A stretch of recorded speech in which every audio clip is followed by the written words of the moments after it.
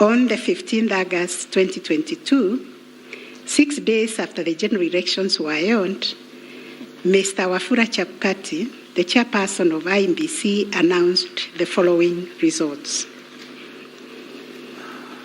Raila Odinga, 6.942,930 votes, representing 48.85%.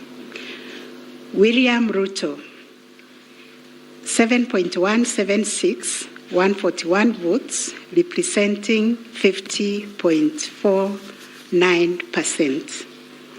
David Wahiga, 31,987, representing 0.23%.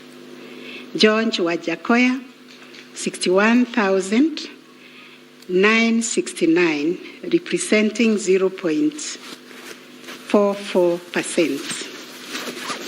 Based on the aforesaid results, the chairperson of IEBC declared William Samoei Ruto the first respondent, the presidential candidate for the United Democratic Alliance Party, as the president-elect. This declaration has precipitated a total of 9 presidential petitions that are filed before us, to wit, number 1, presidential election number 001 of 2022, John Njoroge Kamau versus Wafula Chebukati and 3 others, and Raila Amolo Odinga and 7 others named as interested parties. The second petition is presidential election number 002 of 2022, Youth Advocacy Africa and another versus IEBC and 12 others.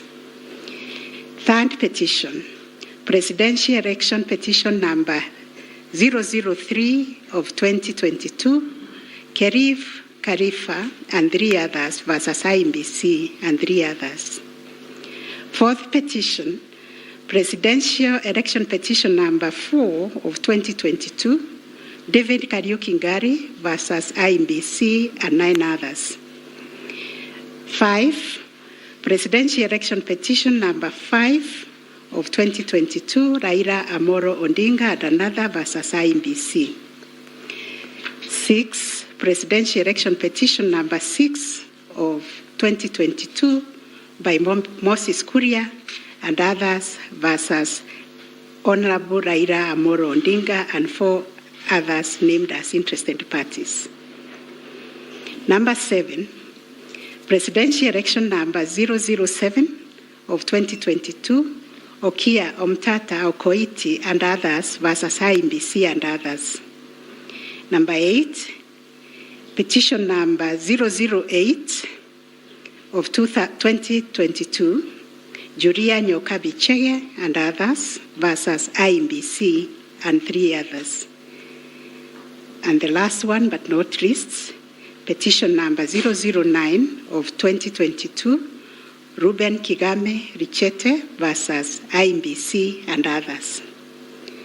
In addition to these petitions, we received a total of 24 interlocutory applications and 1 preliminary objection, which were filed in this court. 2 of the presidential election petitions were struck out.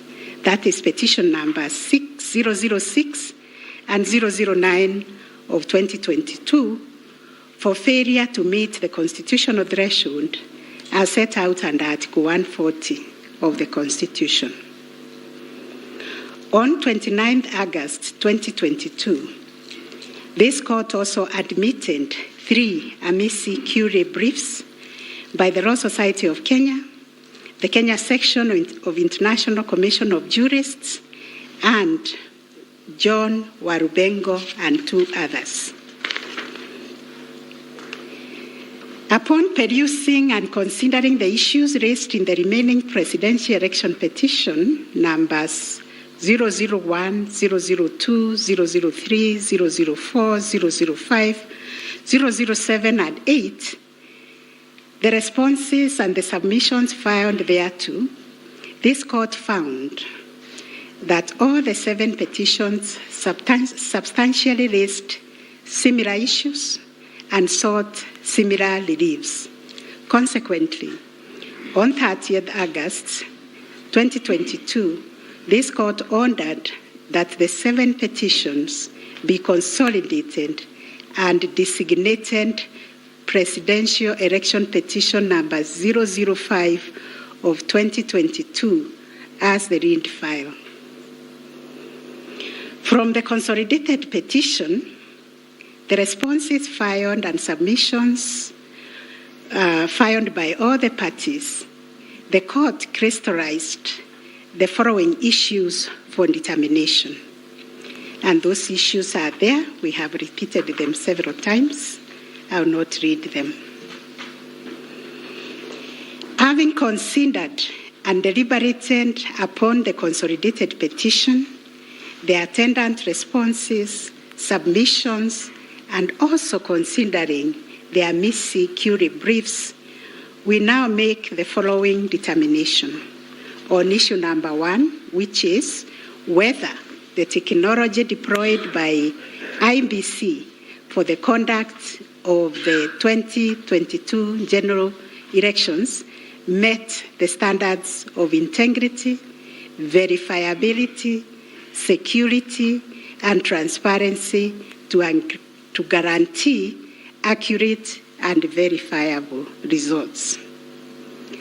As noted in the introduction, lack of trust in the electoral system has endured in Kenya for a long time.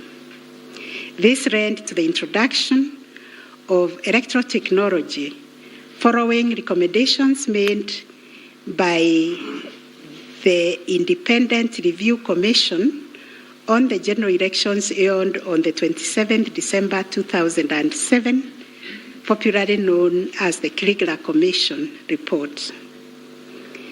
That report recommended integration of technology into Kenya's electoral process for registration, identification of voters, and transmission of results. These were enacted in Section 44 of the Elections Act 2011. By this statute, IEBC is enjoined to adopt technology in the electoral process. As a consequence, the IEBC developed a technology known as Kenya Integrated Electoral Management System, KIMS, making Kenya's election process an hybrid as it employed both technology and manual processes. The first, third, and fourth petitioners in the consolidated petition challenge the technology used by IEBC during the 2022 general election. They plead that the manner in which technology was deployed and utilized fell short of the prescribed constitutional and statutory standards.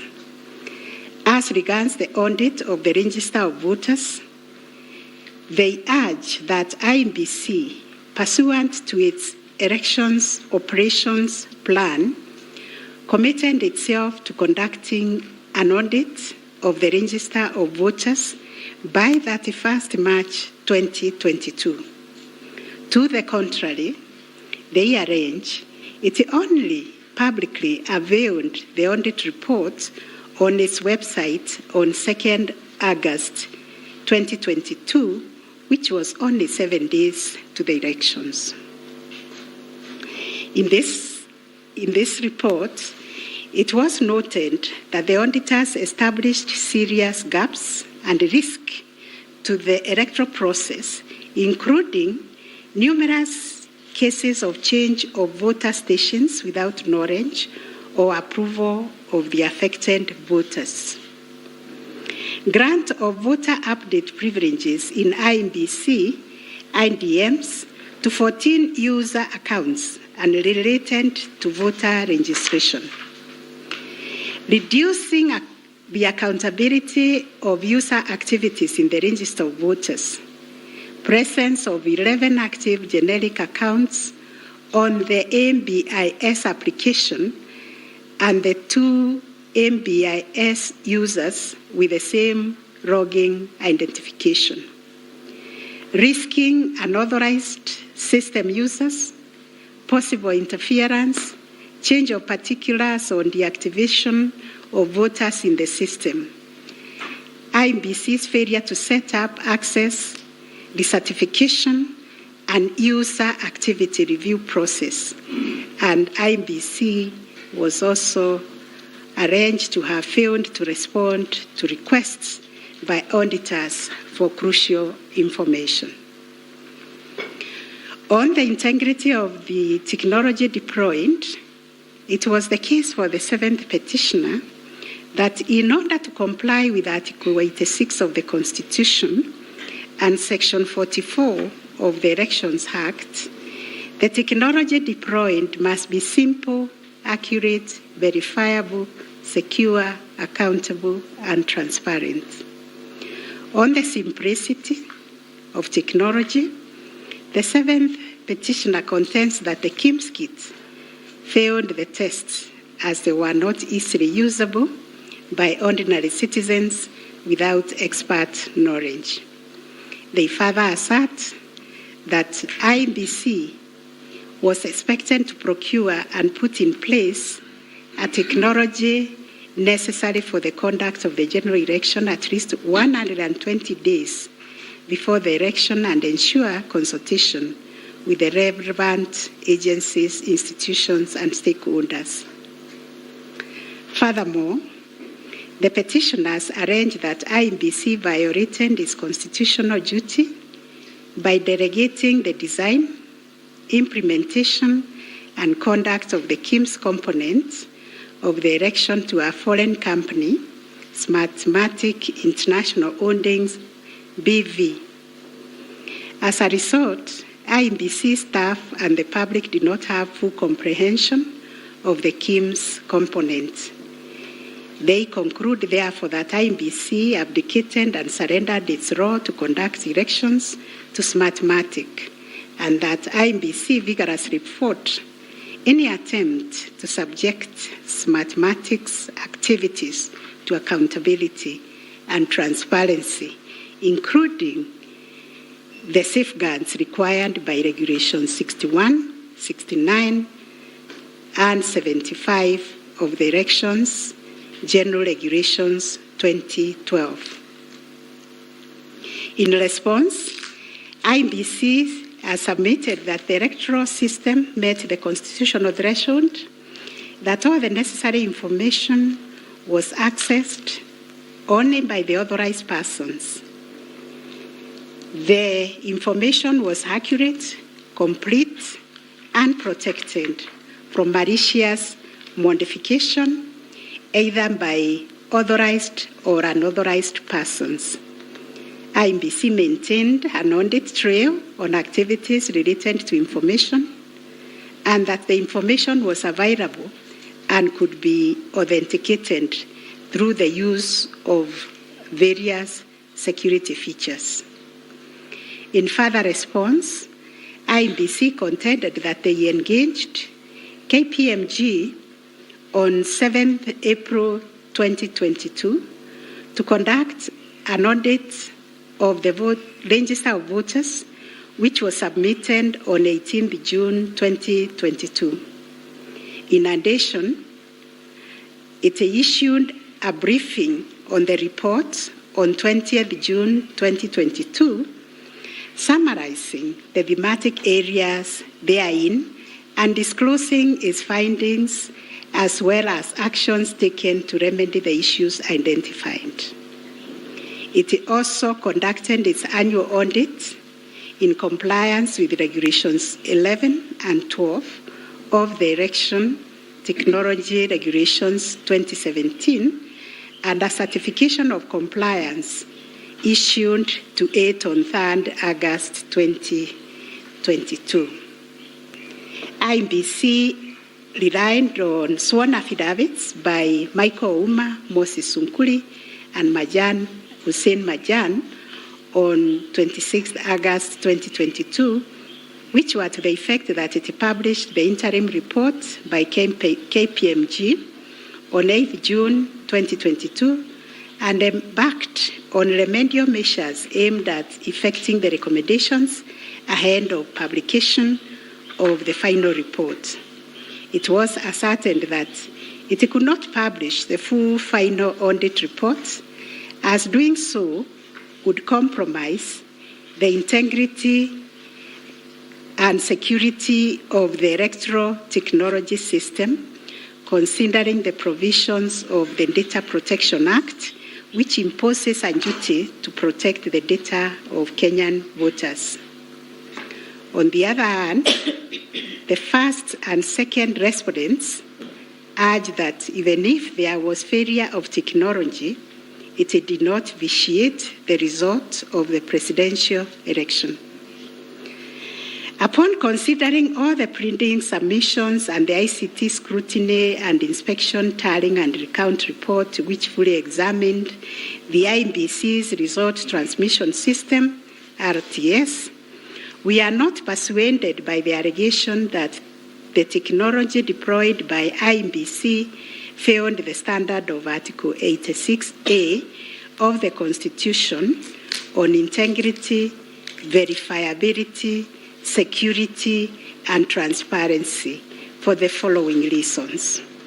1, whereas it is true that the KIMS kit failed in 235 polling stations, 86,889 voters were granted the right to vote manually, and the requisite forms 32A were duly filed. This happened successfully in Kibwezi West constituency and parts of Kakamega County. 2, while the audit report was released to the public 7 days before the 9th August election, the register of voters was used at the election without any apparent anomalies. 3, Smartmatic was procured to provide the necessary technological infrastructure, as IEBC did not have the capacity to do so. No credible evidence meeting the requisite standard of proof of access to the system by unauthorized persons was adduced by the petitioners. The scrutiny report prepared by the registrar of this court did not reveal any security breaches of the IEBC's RTS. IEBC successfully deployed a biometric voter register system which captures unique features of a voter's facial image, fingerprints, and civil data to register and update voter details across the country and also in the diaspora. The BVR captures a voter's facial image, fingerprints, and civil data, which features are unique to each of the voter. In compliance with Section 6A of the Elections Act 2011, IEBC opened the register of voters for verification of biometric data by members of the public for a period of 30 days. Thereafter, the register was revised to address issues arising from the verification exercise. KPMG then audited the register, and we are satisfied that the inconsistencies and inaccuracies identified during the audit were somewhat successfully addressed. The second issue was whether there was interference with the uploading and transmission of Forms 34A from the polling station to the IEBC public portal.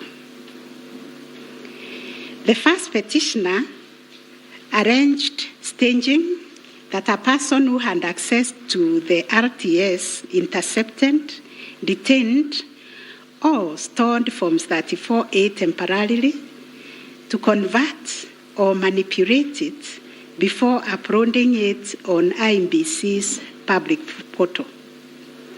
It is arranged also on 11th August 2022 IMBC dumped over 11,000 forms 34A on the public portal between 11 to 11:09 hours. To rebut this allegation, IMBC and its chairperson, in their response dated 26 August 2022, denied staging and unauthorized intrusion of the RTS. In that regard, they urge that every image of Form 34A was uploaded immediately after the transmittal of results. The form was received as evidence by the timestamp. Similarly, the first respondent denied these allegations.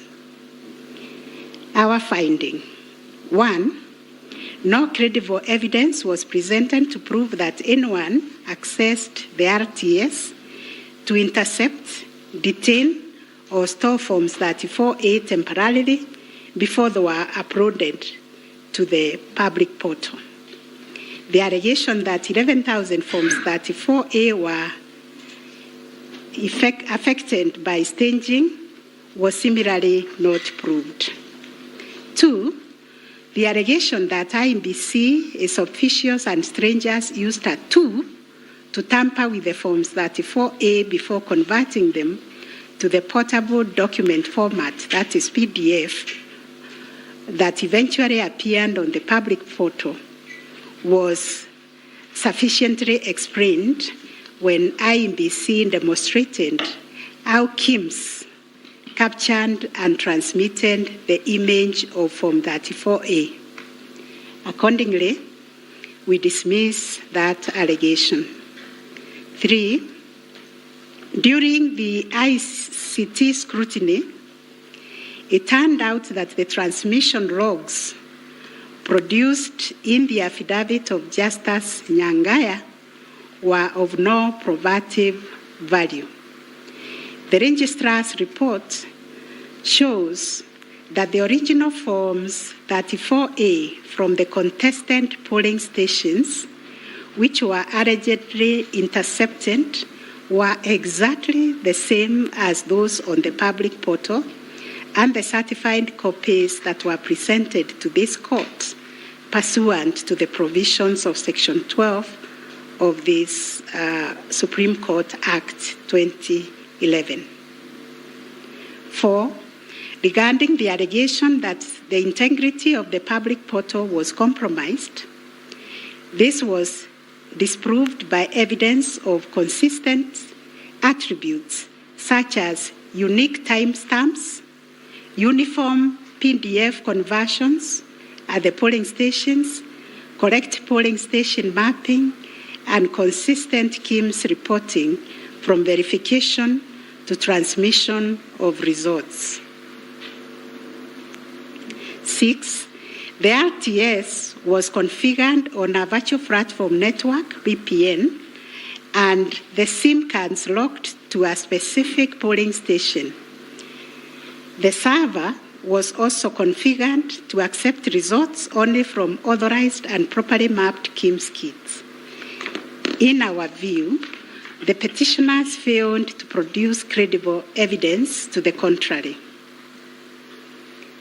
7, a review of some of the logs presented as evidence of staging showed that they were either from logs arising from the 2017 presidential election or were outright forgeries. In our considered view, there was no evidence of a man-in-the-middle server configured to the IMBC's VPN network, and no evidence was produced to show that the chairperson of IMBC and staff were part of the arranged conspiracy to stage the transmission process. 9, whether there was a difference between Forms 34A uploaded on the IMBC public portal and the Forms 34A received at the National Tallying Center and Forms 34A issued to the agents at the polling stations.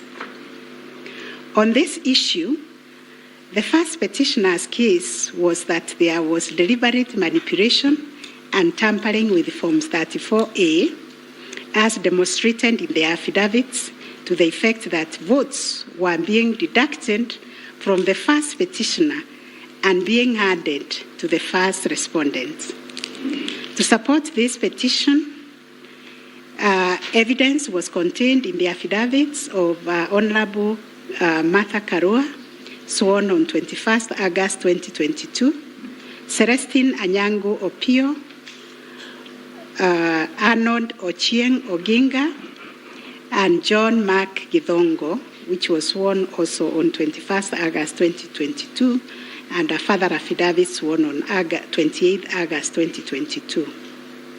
Dr. Nyangasi also swore an affidavit on 21st August 2022, and so was Martin Papa, to support that allegation of handing and subtraction of votes.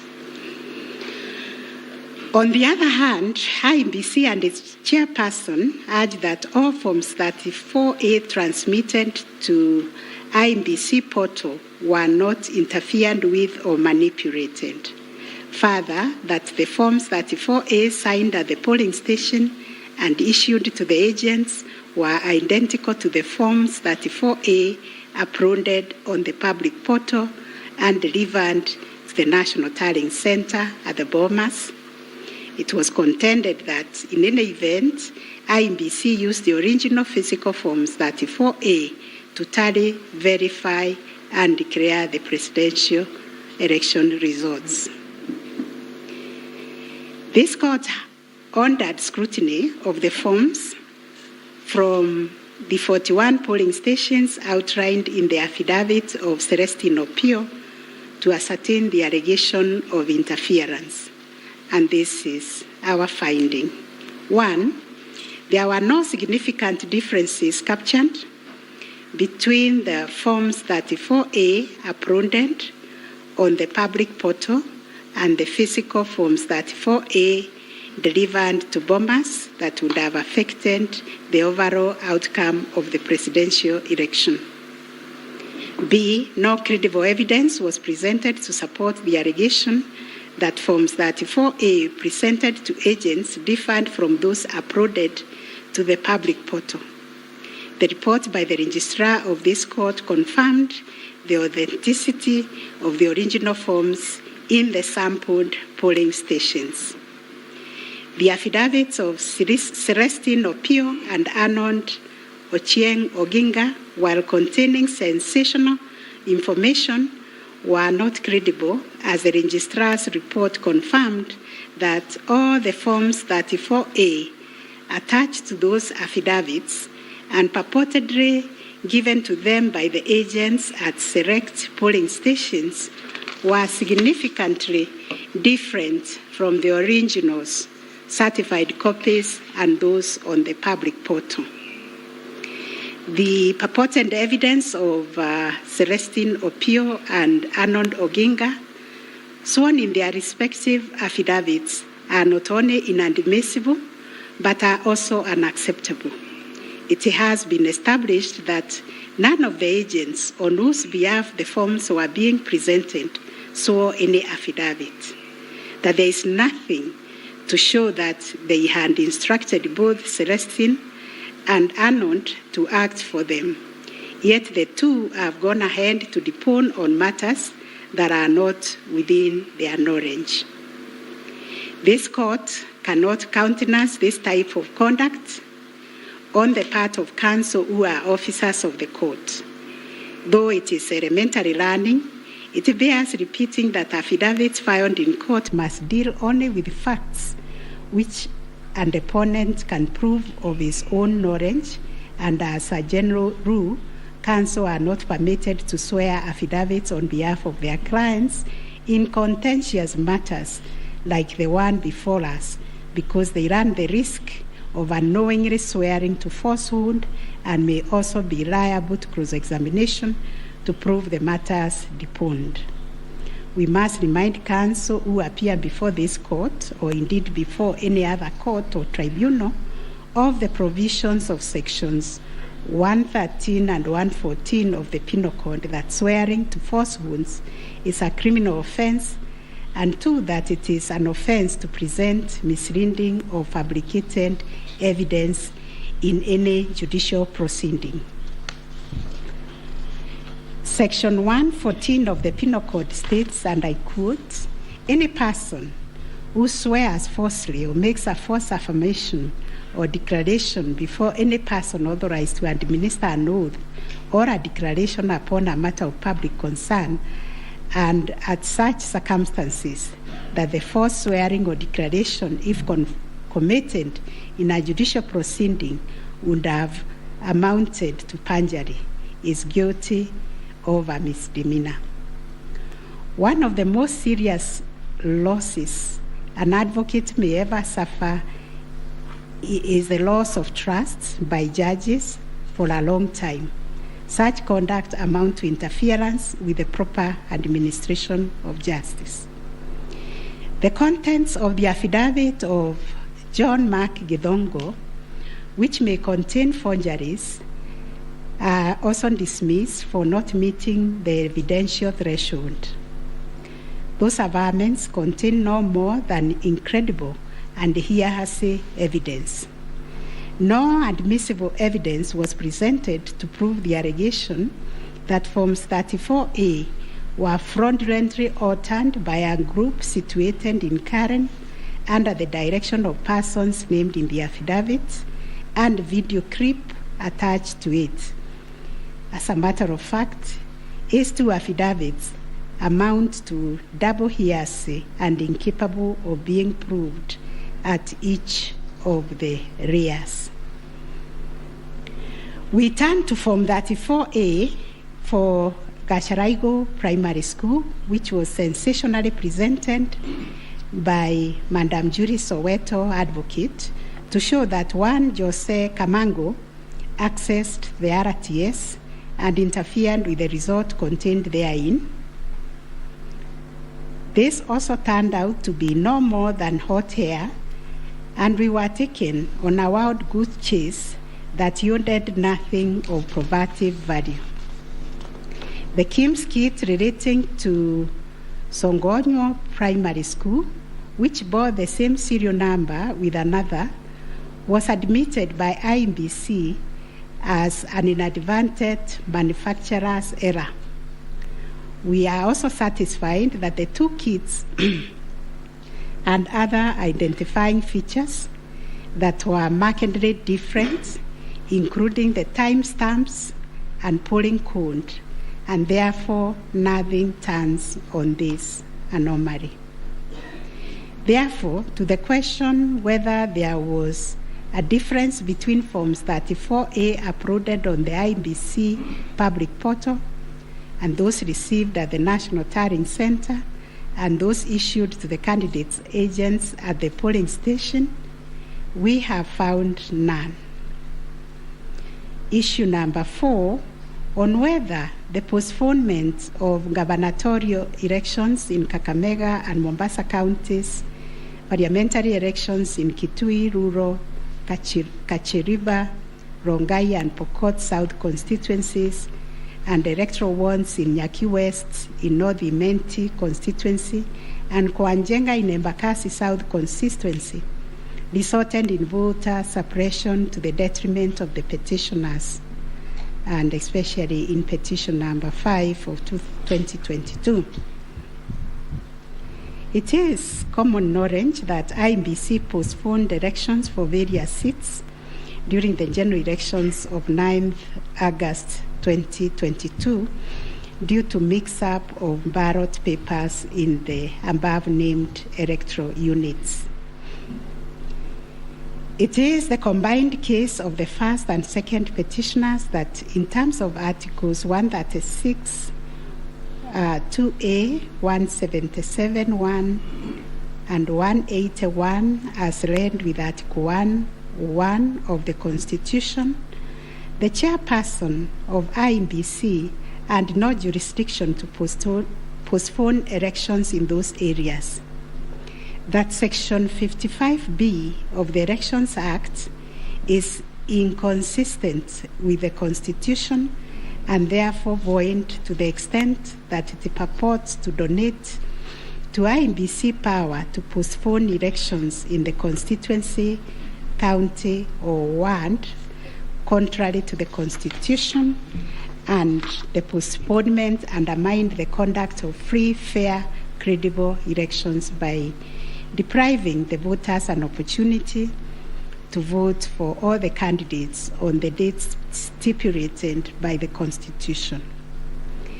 The petitioners further contend that the postponement of elections and the overall effect of suppressing voter turnout in the electoral units in question, which was prejudicial to him. Both the first and third petitioners also believe that elections were deliberately postponed in Kakamega and Mombasa counties. It was arranged that these areas are considered to be first petitioner strongholds, and as such, the postponement of elections worked to his disadvantage and added that benefit to the second respondent. These assertions were denied by IEBC and its chairperson. They, however, admitted that they experienced confusion with the printed ballot papers and explained that they only discovered the mix-up on the eve of the election when the ballot papers were being distributed to the polling stations. That as a practice, ballot papers can only be opened on the eve of the election day to avoid any mischief, and that by the time the mix-up was discovered, it was logistically impossible to print and replace the ballot papers in time for the elections. For this claim to succeed, it must be demonstrated first, IEBC and no authority in law to postpone the elections, and secondly, that the postponement was deliberate and calculated to suppress voter turnout so as to affect the result by reducing the petitioners' overall votes. We've looked at the provisions of Section 55B of the Elections Act, which provides for circumstances when elections can be postponed in a particular electoral unit, including in cases of emergency. We are therefore satisfied that on the basis of the foregoing provision, the third respondent and the requisite power to postpone election in the constituencies, counties, and wards in question.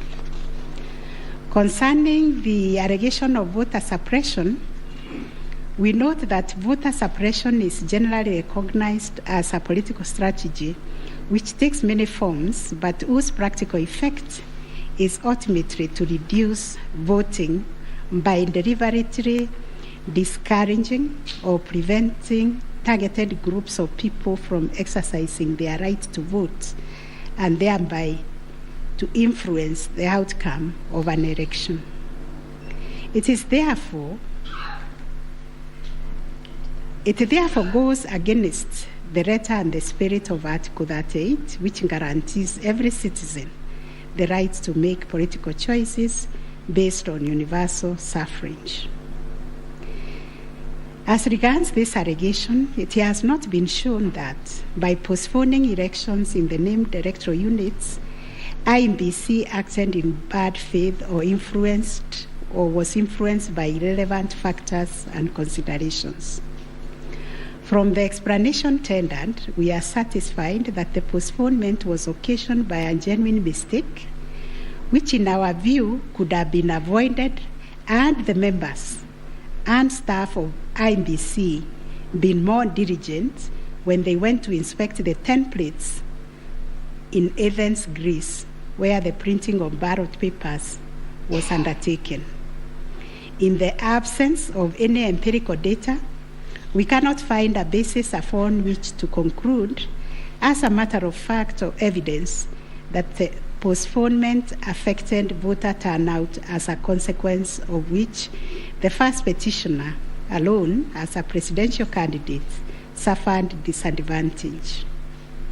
At any rate, the nature of the ballot, being an individual decision, and secret, there may be other factors to which the turnout in the named units can be attributed. From the evidence on record, however, it appears to us that 2022 general election recorded one of the lowest turnouts since the introduction of multi-party political system some 30 years ago. If there was a low voter turnout, it affected all the 6 categories of candidates, and its explanation, in our view, lies elsewhere, but certainly not a calculated suppression. On the other hand, in rebuttal to these claims, IEBC illustrated with examples to our satisfaction that there was no nexus between the postponement of elections and voter turnout in the affected units, far from the fact that this claim was undoubtedly just another red herring. It has nothing to do with the question under review, and accordingly we reject it and own that there is no proof that the postponement resulted in voter suppression to the detriment of the first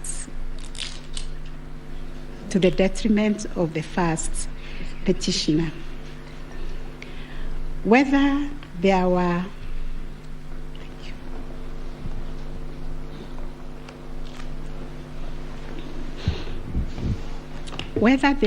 unexplainable discrepancies between the votes cast for presidential candidates and other elective positions. Issue number 5. The first petitioner was categorical that there was systemic ballot stuffing in certain counties, mainly in the Rift Valley and central parts of Kenya, where, according to him, a total of 33,208 votes were cast for president only, without corresponding votes for the other elective positions. On the part of IEBC and the chairperson, while acknowledging that indeed in some instances there was vote differential between those cast for president and for other positions, but maintained that they were insignificant, and those instances related to votes by prisoners and citizens in the diaspora who only vote for the president but did not take part in other elective positions. The differential also includes rejected ballot papers and stray votes which do not count as valid votes. The well-established principle that the person who asserts a fact must prove it casts the burden upon the first petitioner to demonstrate that there were instances of ballot stuffing of such a magnitude as to justify the nullification of the presidential election. Ballot stuffing, which is an illegal addition of extra ballots, is a type of electoral fraud aimed at swinging the results of an election towards a particular direction. Not a single document has been presented by the first petitioner to prove systemic ballot stuffing.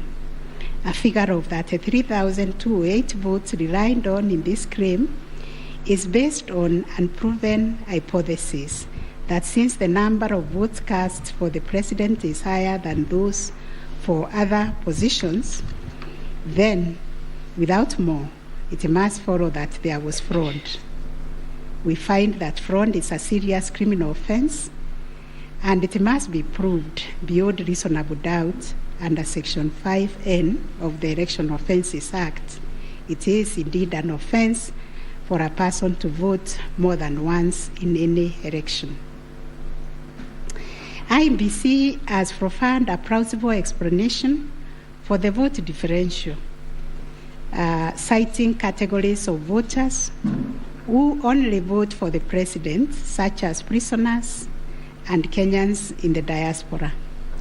There were an insignificant number of stray votes whose combined effect cannot justify nullification of the election. Finally, on this point, a general election in Kenya comprises of 6 different separate elections held concurrently on the same day.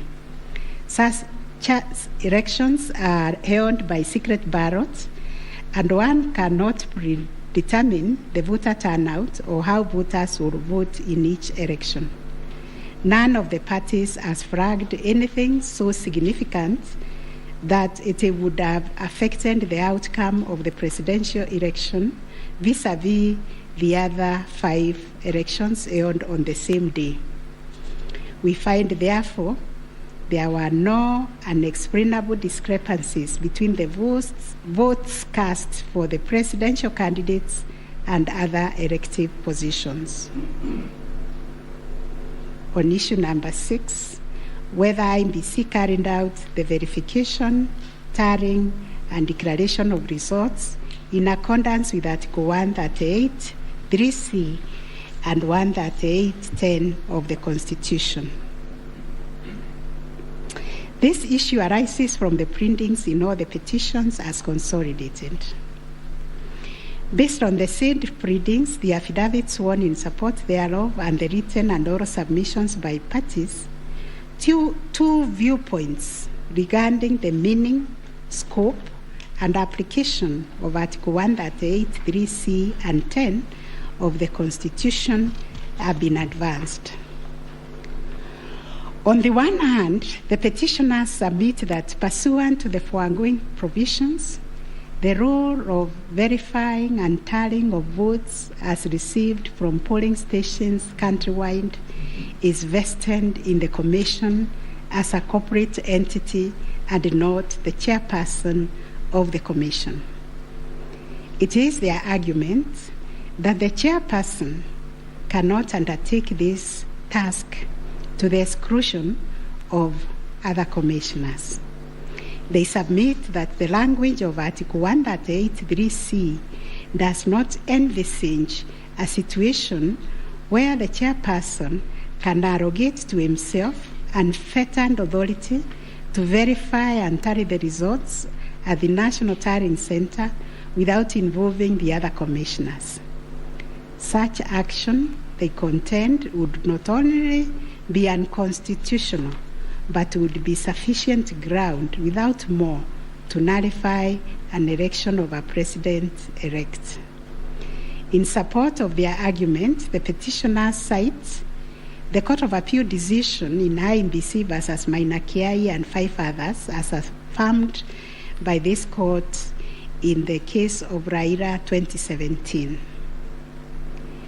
The petitioners further submit that Regulation 87.3 of the Election General Regulations is unconstitutional to the extent that it purports to vest the power of verification and tallying in the chairperson of IEBC.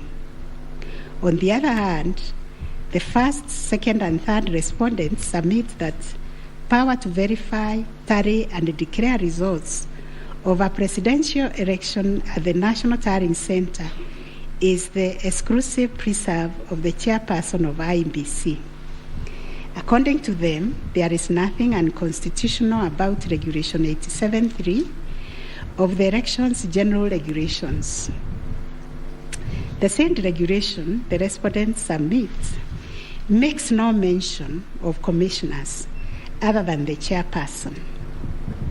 At any rate, the respondents argue Article 138.3c of the Constitution does not envisage a situation where it is the commissioners who personally undertake the task of verifying and tallying the results as entered into the thousands of Forms 34A.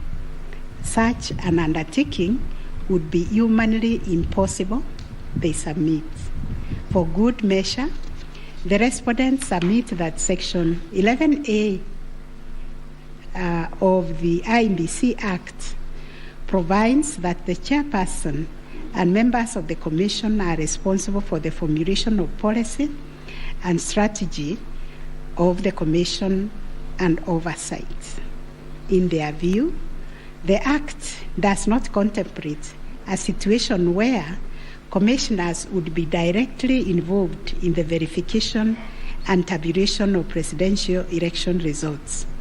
the task of verification and tallying, as stated by the respondent, is executed by the staff of the Commission under the direction and supervision of the Commission Secretary, who in turn reports to the chairperson.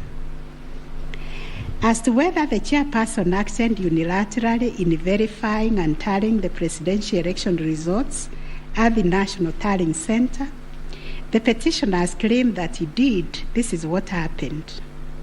It is the petitioner's case that the chairperson published an illegal Gazette Notice number 4956 of 2022, in which he designated himself as the presidential returning officer, a position unknown in law and the Constitution. Having done so, the petitioner states that the chairperson proceeded to conduct the verification and tallying process to the exclusion of other commissioners, each of whom he had assigned territorial roles and related to the verification and tallying exercise. On his part, the chairperson of IBC submitted that although he has the exclusive authority to verify and tally the presidential election results as received at the National Tallying Center, he did involve the other commissioners in the exercise before eventually declaring the final results. He submitted that he did this in the spirit of teamwork. The chairperson of IBC states that indeed the 4 commissioners were involved in the preparation of the 9th August general elections from the time of their swearing into office all the way to the verification and tallying of results at the National Tallying Center until they withdrew from the exercise just when he was set to declare the final result. Having considered all the parties' submissions, we find that pursuant to Article 138(3)(c) of the Constitution, the power to verify and tally presidential election results as received at the National Tallying Center vests not in the chairperson of IBC, but in the Commission itself. The latter carries out this exercise through its secretariat staff, technical personnel, and any other persons hired for that purpose under the oversight and supervision of the chairperson and the other members of the Commission. In line with this court's decision in Raila Amolo Odinga versus another versus IBC and 2 others, as reported in 2017 Kenya Law Report, popularly known as Raila 2017, and the Court of Appeal decision in IBC versus Maina Kiai, we also find that the chairperson cannot arrogate to himself the power to verify and tally the results of a presidential election to the exclusion of other members of the Commission. Indeed, Article 138(10) of the Constitution, although the power to declare the result of a presidential election after verification and tallying is vested in the chairperson, he does so only as a delegate of the Commission. Consequently, to the extent that Regulation 87(3) of the Elections General Regulation purports to vest the power of verifying and tallying presidential election results as received at the National Tallying Center solely on the chairperson to the exclusion of other members of the Commission, the same is contrary to and inconsistent with the provisions of the Constitution. That said, we, however, take cognizance of the fact that the 4th, 5th, 6th, and 7th respondents, referred to as the 4 commissioners, actively participated in the verification and tallying exercise from the beginning up to and until just before the declaration of the result by the chairperson. They took turns announcing the results as verified and tallied, and were present and active during the actual verification and tallying at Bomas. An example is when one of them, Justice Nyangaya, stood on the podium to announce to the public results and also announced an adjustment that had been occasioned by errors of tabulation.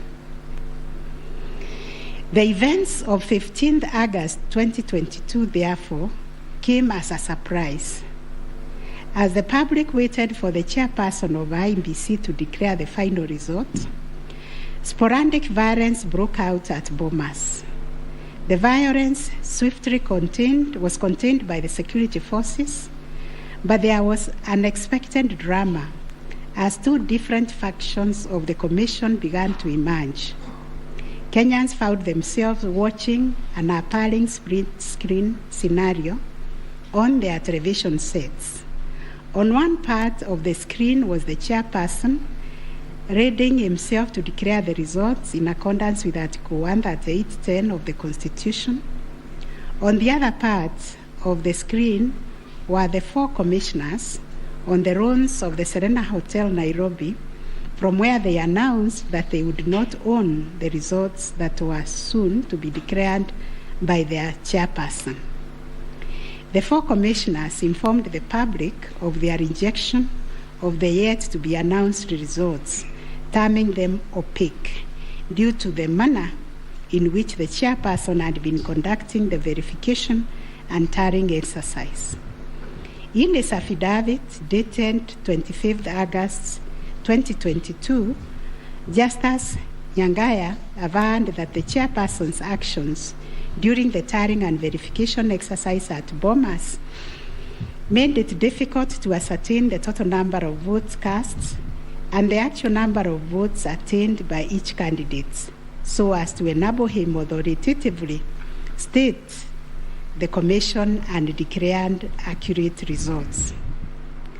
All the petitioners have anchored their arguments for the nullification of the 9th August presidential election in Taharia on the walkout from the Bomas by the four commissioners. They contend that by rejecting IEBC's results on grounds of opaqueness of the verification and tallying process, they called into question the credibility of the entire election. They further submitted that being in the majority out of the 7-member commission, their view should prevail and the election should be nullified. It is the petitioner's argument, therefore, that a dysfunctional commission cannot deliver a credible election. We note that apart from their 11th hour denunciation of the verification and tallying process and their averments regarding the conduct of the chairperson, the four commissioners have not placed before this court any information or documents showing that the elections were either compromised or that the result would have substantially differed from that declared by the chairperson. Critically, they have not explained why they participated in a verification process when they knew that it was opaque up until the last minute. Indeed, at the Serena Hotel press briefing, the four commissioners acknowledged that thus far the entire election had been managed efficiently and credibly. The chairperson on his part did not make matters any better by maintaining a stoic silence, even as things appeared to be falling apart. All this, in our view, points to a serious malaise in the governance of an institution entrusted with one of the monumental tasks of midwifing our democracy, an institution that obviously needs far-reaching reforms, of which we shall say more in our detailed reasons. But are we to nullify an election on the basis of a last-minute boardroom rapture, the details of which remain scanty and contradictory between the chairperson of the commission and some of its members?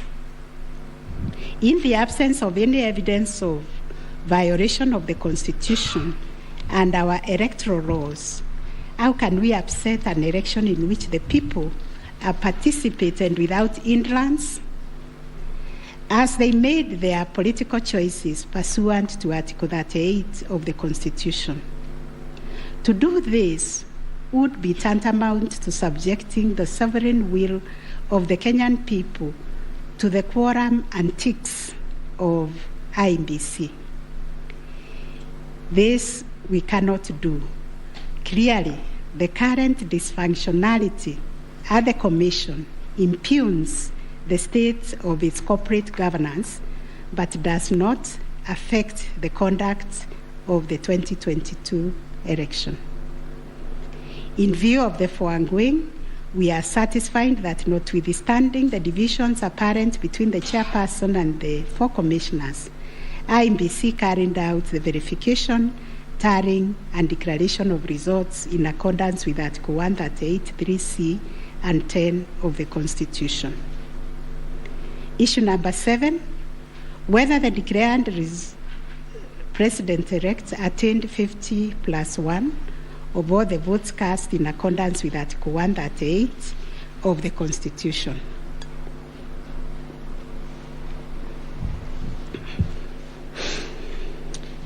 The first, second, and third petitioners averred that the first respondent did not garner 50%+1 of the total votes cast, and therefore did not meet the threshold provided by Article 138 4A of the Constitution. They anchored their claims on the basis that in order to determine whether a candidate has attained 50%+1 of the votes cast, this ought to be calculated based on the total number of votes cast, excluding rejected votes. They argued that 50% of 14,353,165 votes, in their view, were the variant votes cast, which amounted to 7,176,582.77 votes. They therefore contended that by attaining 7.176141 votes, the first respondent did not meet the constitutional threshold to be declared president-elect. Supporting the claim that the first respondent did not meet the 50+1 constitutional threshold was the 6th petitioner.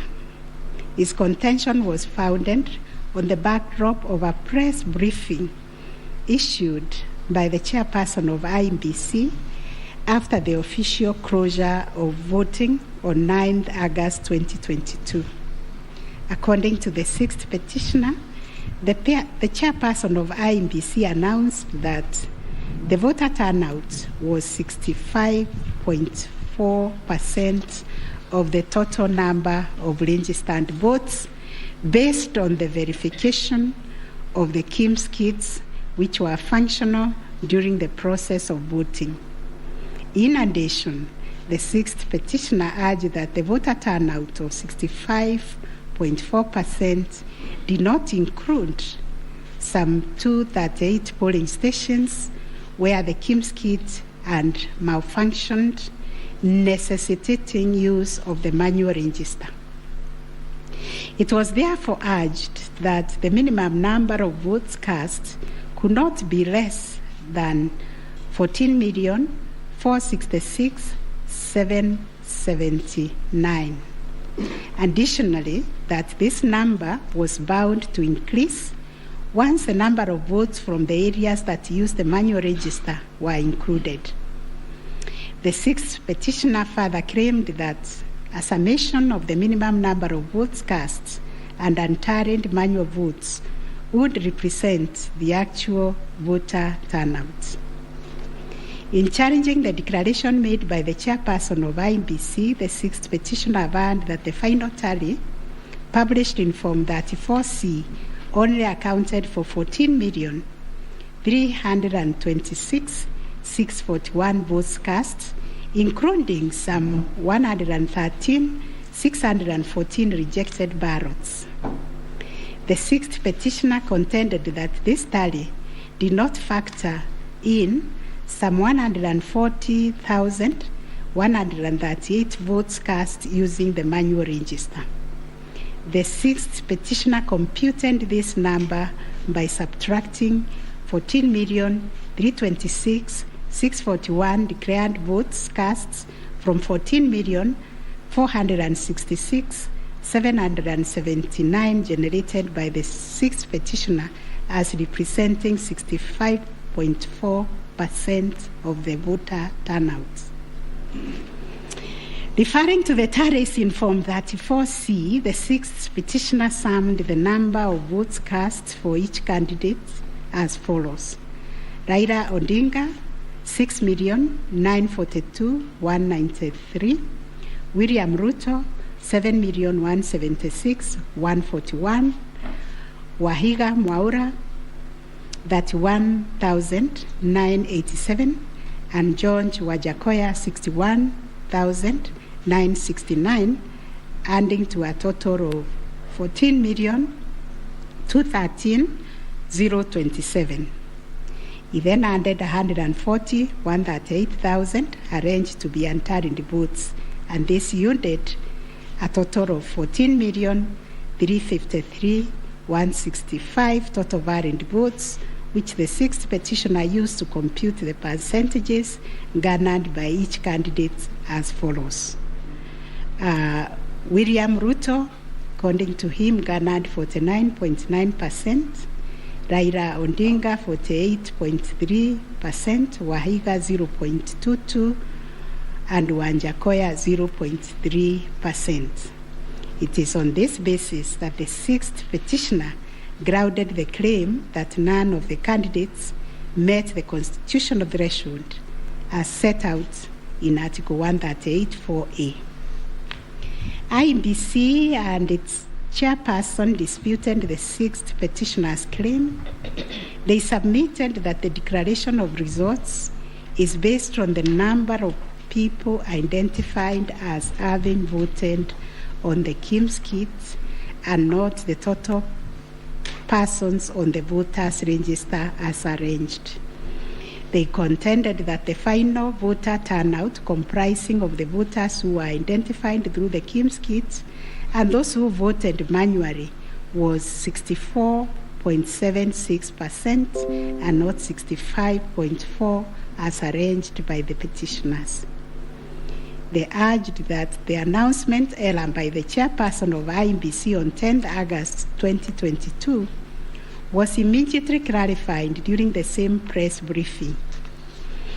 And evidence of this correction was provided to this court in an affidavit of the first and second respondents in Presidential Election Petition number 7 of 2022. According to IEBC and the chairperson, 14,239,862 voters were identified using the Kim's kit, while 86,889 voters were identified using the printed voter register.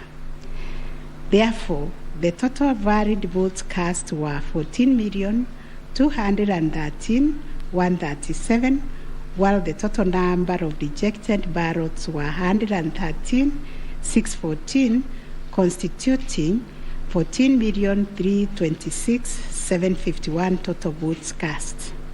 They illustrated that the first respondent garnered 7.176,141 votes against 14,213,137 total valid votes cast, yielding a percentage of 50.49 to meet the requisite constitutional threshold for a candidate to be declared president-elect. In the upshot, the percentage attained by each candidate was as follows. Raila Odinga 48.84%, William Ruto 50.48%, Wahiga Mwaura 0.22%, and George Wanjakoya 0.43%. IEBC and its chairperson also submitted that the KIMS kits malfunctioned in 235 polling stations, necessitating the use of the printed voter register.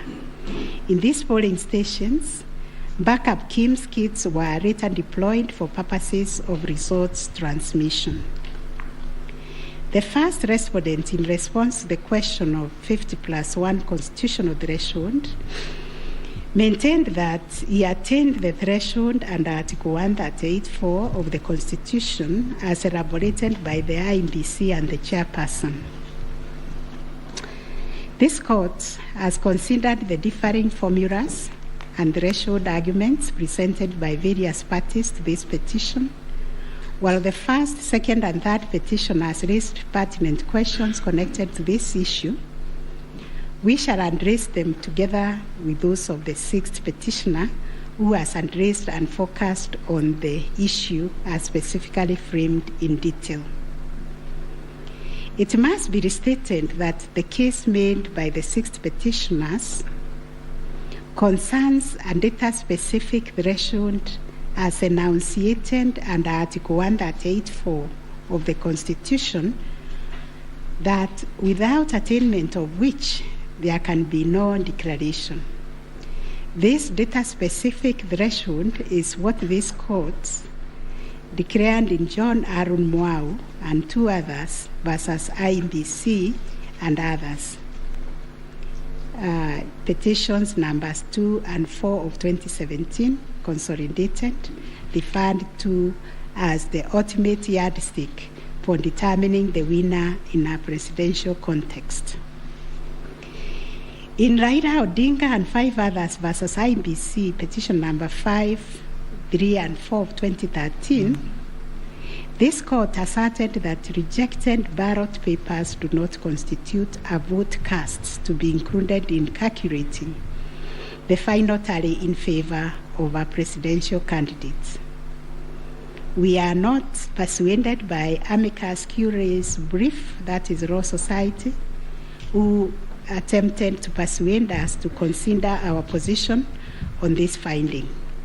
We reiterate that rejected votes cannot be taken into account when calculating whether a presidential candidate attained 50% plus 1 of the votes cast in accordance with Article 138(4) of the Constitution.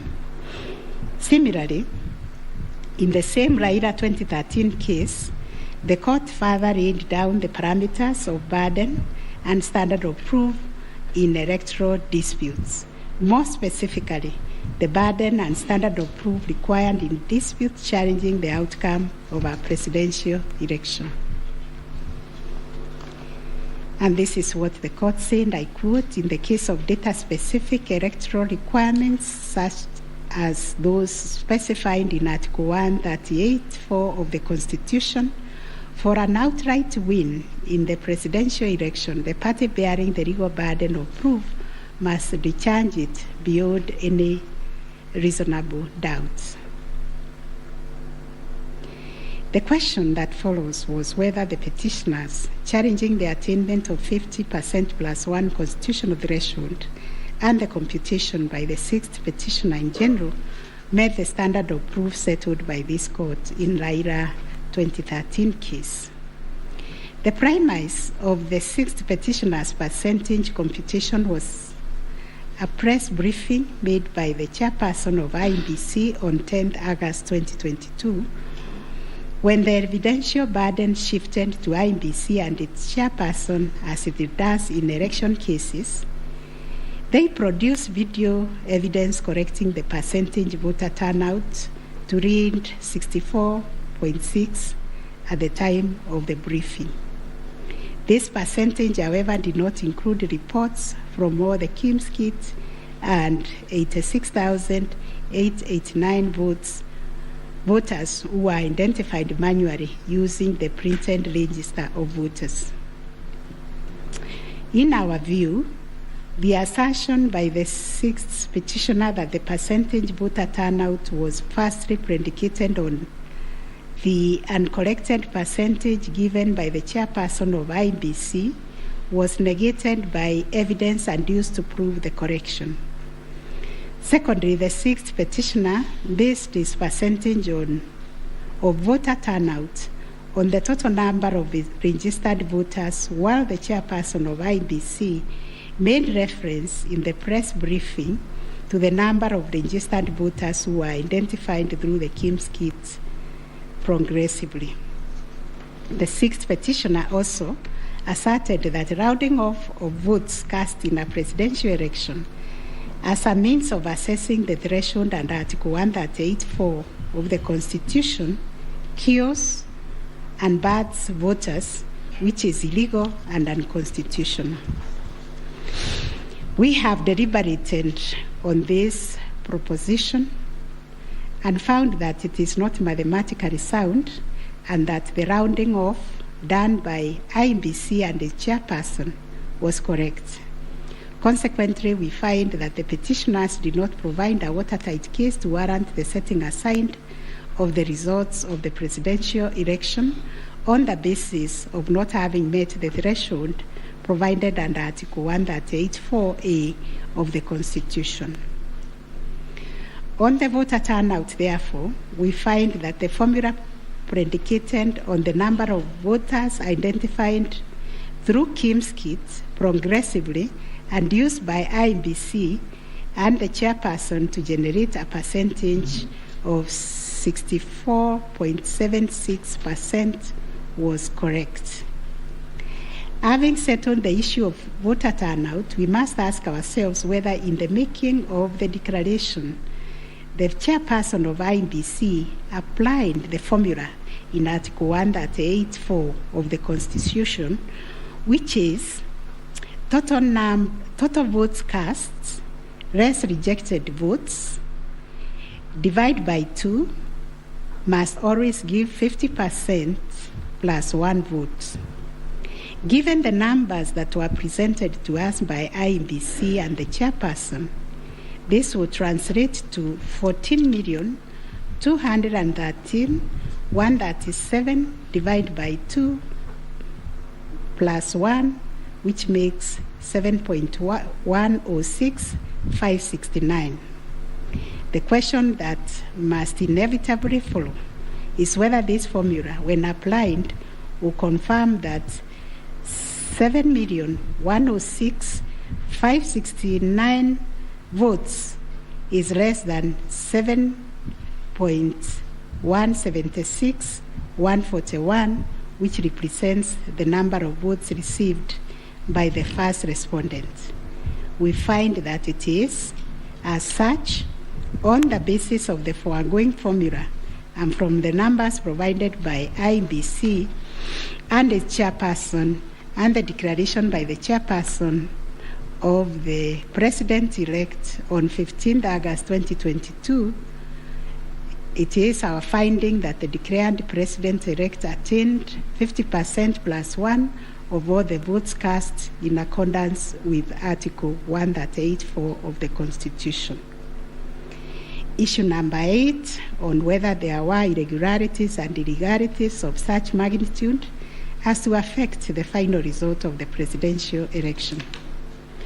Although the petitioners have provided numerous averments pointing to possible irregularities and illegalities marked by failure of technology, arranged voter suppression, printing and utilization of Book 2 of 2, EU preparation by the IEBC and its chairperson, commission indiscretions, transposition anomalies, agent absence, and many others, we are of the view that the pointed illegalities and irregularities were not of such magnitude as to affect the final result of the presidential election. We will delve deeper into the details of this issue in our recent judgments. Last issue, what reliefs and orders can the court grant? Under Article 163(3) of the Constitution, it is provided that the Supreme Court will have A, exclusive original jurisdiction to hear and determine disputes relating to the election of the office of the President arising under Article 140.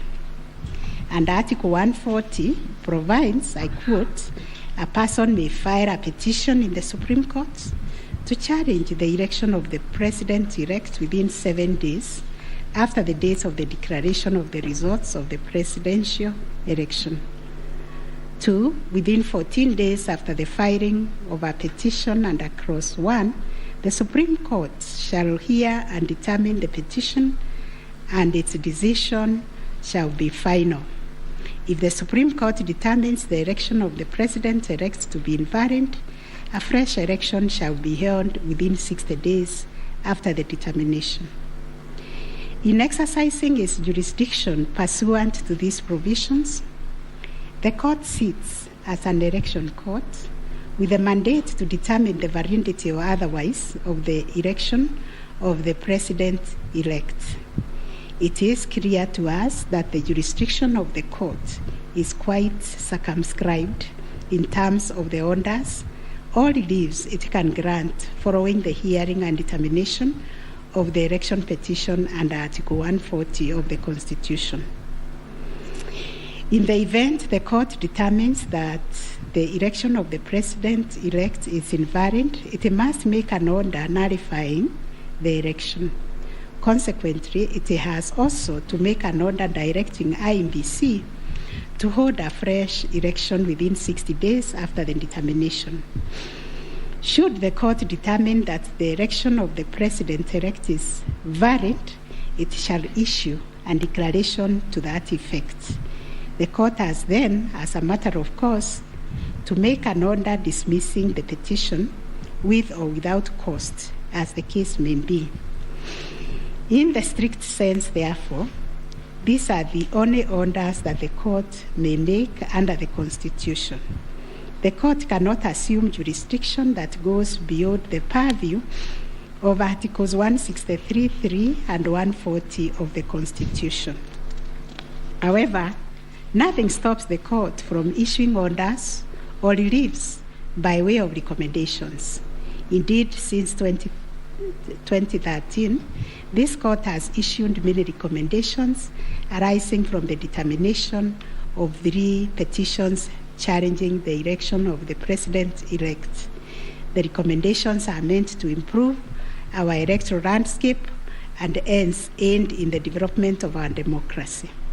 In this regard, this court has been greatly aided by the contributions also of the amici curiae, and the court places a heavy premium on those briefs that were filed and those which were admitted.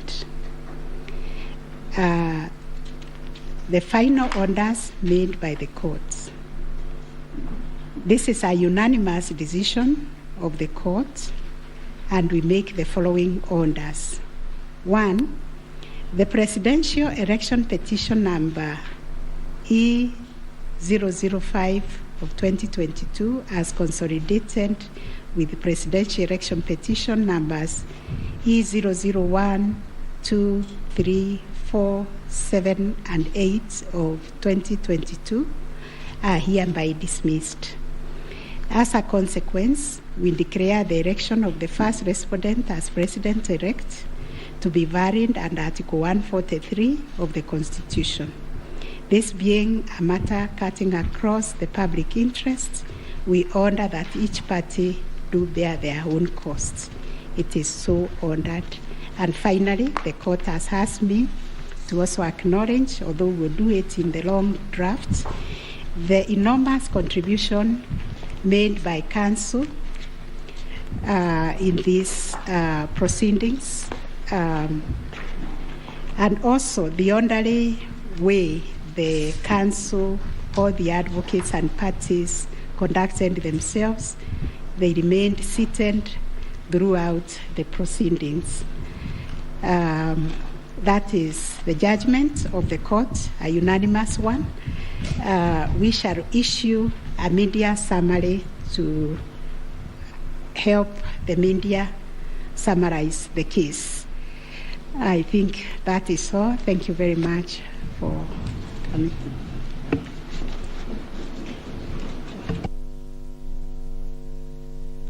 My Lady, Madam Chief Justice, and the learned judges of this court, again, I am requested by my colleagues to thank you most profusely for your labors into delivering this judgment, listening to all of us, and giving our nation this judgment so that we may move forward. Thank you, and God bless you. It may please the court. It is not true that I asked the Attorney General Emeritus to talk on our behalf. Next time you should talk to me. Let me similarly, on behalf of the lawyers for the counsel for the first and second petitioner, thank the court. It has been a journey, worthwhile journey, sitting through these proceedings, and we thank the court for your patience and for the delivery of this judgment within the time stipulated. We thank you.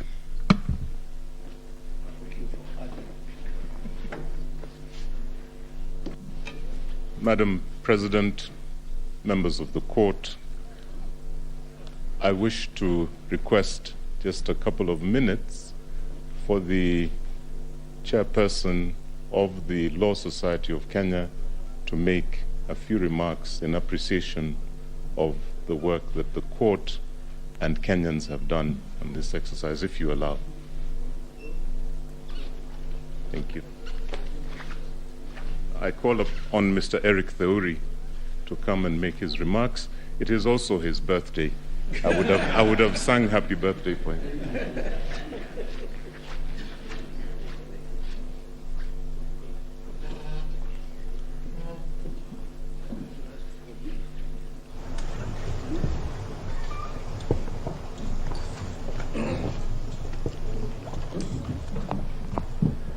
My Lord, the Chief Justice of the Republic of Kenya, the President of the Supreme Court, the Deputy Chief Justice, and all the justices of the Supreme Court, I think it would only be fair that I make my remarks after counsel for the respondents, Senior Fred Ngatia, makes his remarks to the court.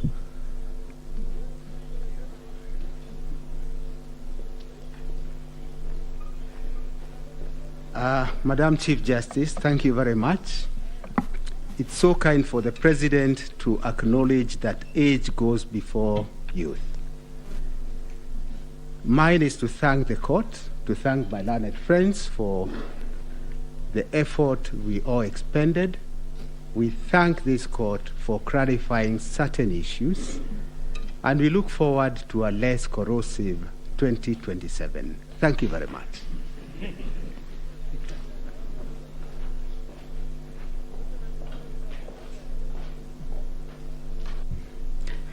Madam Chief Justice, Madam Deputy Chief Justice, it's so nice to have two madams at the same time, and members of the court. Since there are only men talking, I decided that I should become a woman and talk. It's becoming too much of a male affair in here. But on behalf of I think we were the third petitioner, I wish to thank you, and you've clarified the Regulation 87.4, which I was feeling very passionately about, that it was unconstitutional from what I've heard. But thank you very much for the time you spent, and we do apologize if at times we looked like hooligans. I mean, you have said we behaved well, but we didn't behave as well as we should have. But thank you very much for your time and for delivering this judgment.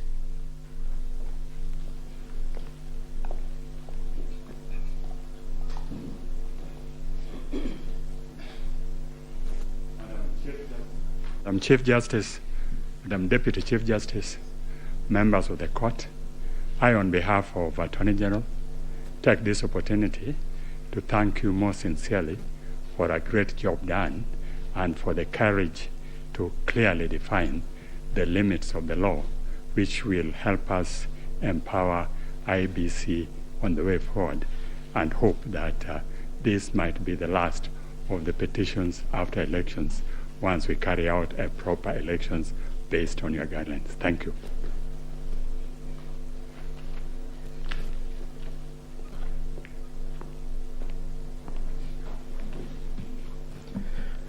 The Chief Justice and the Justices of the Supreme Court. On a light note, my members would be extremely worried if we take the submissions of Senior Counsel Orengo that this should be the end on account of fees. But my lady, the Chief Justice, on behalf of the Law Society and all the members of the society, we wish to first of all take this opportunity to thank the court in the manner in which it has conducted these proceedings, extremely efficient, especially in light of the really short and strict timelines that you've had. But the management of the proceedings, the manner in which the court adopted a somewhat inquisitorial nature to the conduct of these proceedings is something that as a society we have noted, and we wish to commend the court. And we do hope that the other courts, as they determine any petitions, election petitions that would go before them, will similarly adopt such inquisitorial attitude, so that we try and really enrich the process that these proceedings intend to achieve. Secondly, I wish to also thank the council, all the advocates who have appeared before you. They have demonstrated extremely high standards of decorum and courtesy, and have also demonstrated a flair for persuasion of the court, including the use of PowerPoints, and of course the now famous Pinky Pinky Ponky mimic. But all that really, I'm sure, has demonstrated, especially to the younger members of the society, how to conduct themselves before the court and how to really prepare a persuasive brief. And we thank all the advocates who appeared before this court for the good work that they have done. And of course, as a society, we feel extremely proud that they have been able to raise the profile of the advocates in this country a notch higher from their presentation. So, my lady and my lord, it's not lost to us that at the end of these proceedings, and once we are able to get your judgment after 21 days, that it is democracy and the Kenyan people who are the winners. The decision today, in a way, validates the choices that were made by the Kenyan people on the 8th of August, and they also help to build confidence in the institutions that manage the elections and the court. We recognize that no country is born as a democracy, and that it is a process, and the process of challenging an election, as has happened before this court, is part of the processes of building confidence within the electoral system. And we thank all the petitioners for choosing to challenge the results before this court. But at the end of the day, Kenya stands tall as a beacon of democracy, and we are very grateful that we've had this opportunity also as a law society to appear before the court and to give an amicus brief which the court has had time to consider. So we thank you and we wish you a good day. I know it has been a long 14 days, but you can rest, and we'll be looking forward to the decision that you deliver within 21 days. Thank you so much, my lady and justices of the Supreme Court.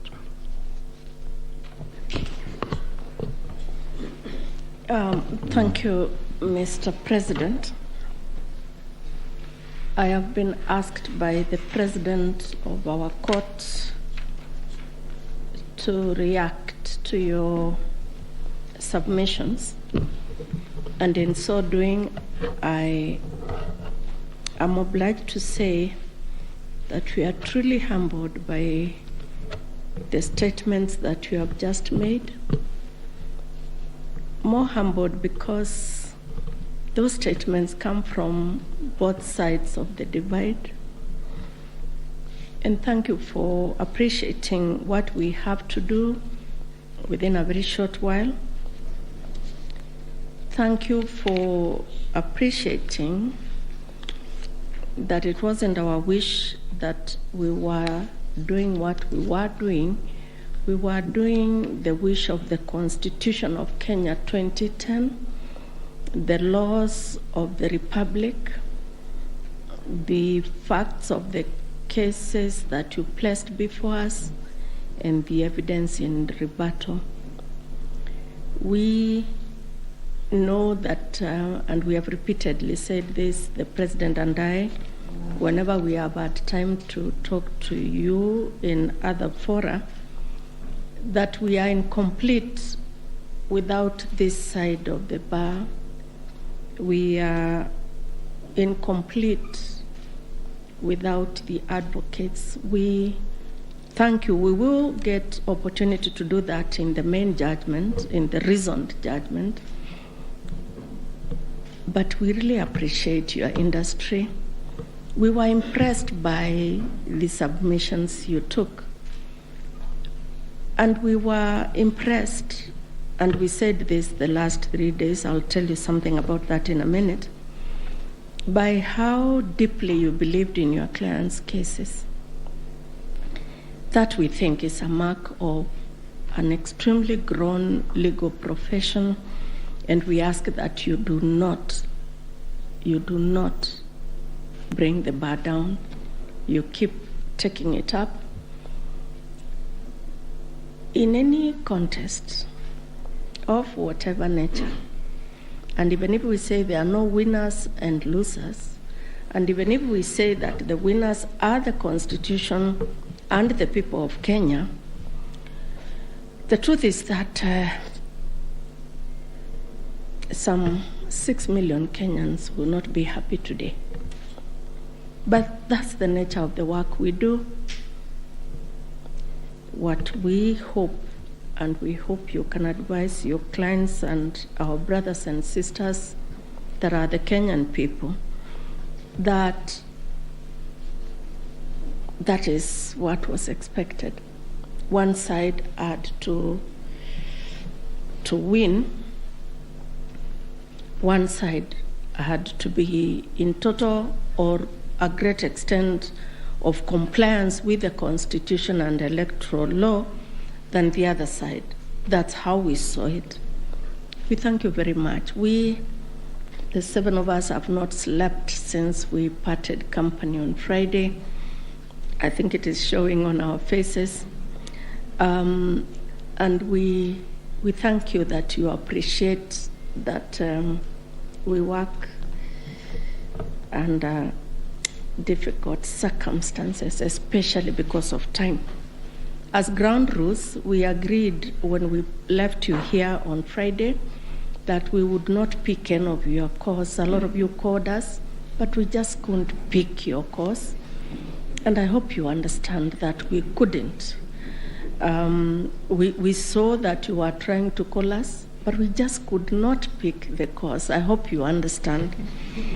And now if you allow us, again, on behalf of these 7 men and women, thank you very much for appreciating what we have to do.